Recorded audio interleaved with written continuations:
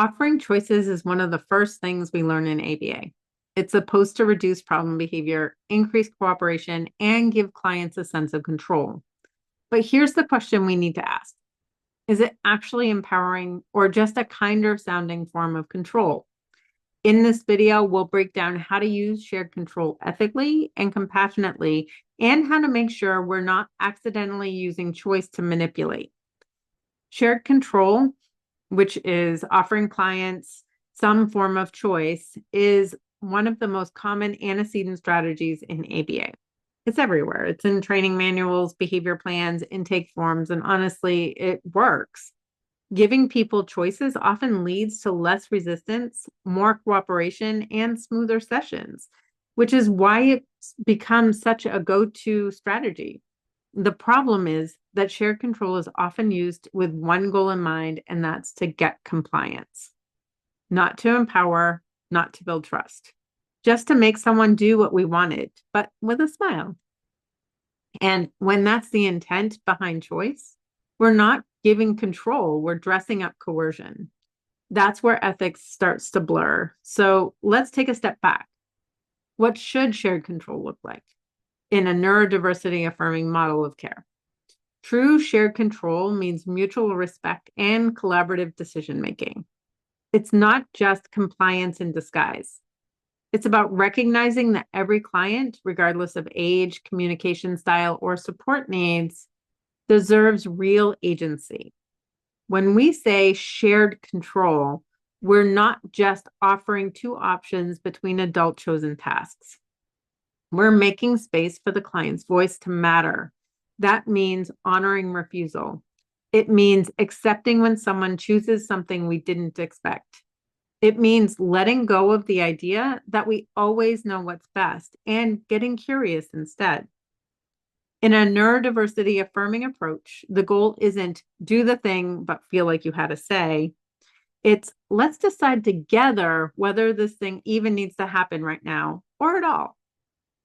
That's the difference between offering a choice to manage behavior and offering a choice because the other person's perspective truly matters.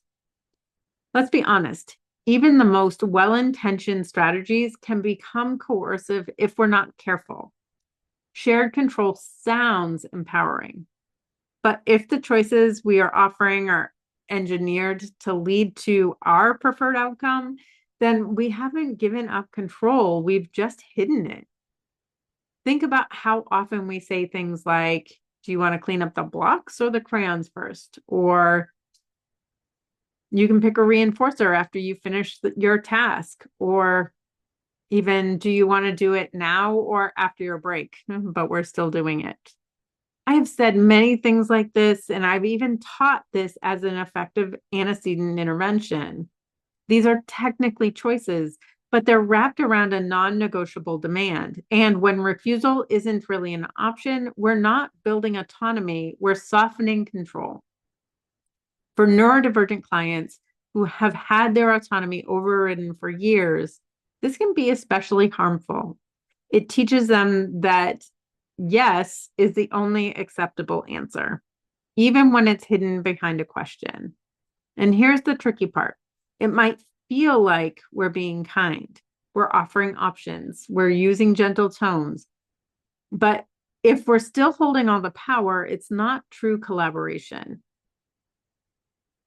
That doesn't mean we throw out structure, but it does mean we have to be honest about whose needs the choices are serving. So how do we make shared control truly supportive and not strategic? It starts with a mindset shift. The goal isn't to reduce resistance, it's to increase trust.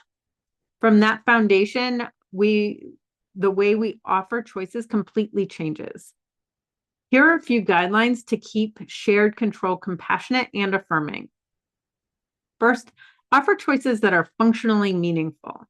Make sure the options matter to the client, not just to us. Red crayon or blue might feel irrelevant.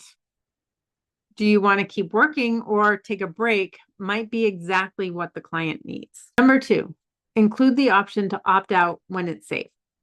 Real autonomy includes the right to say no. When we never offer that, we teach that refusal is dangerous or meaningless.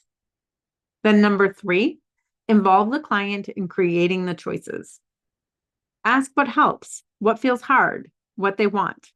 Even non-speaking clients can participate through behavior, gestures, or by showing you their preferences. Number 4 is to reflect on your intent.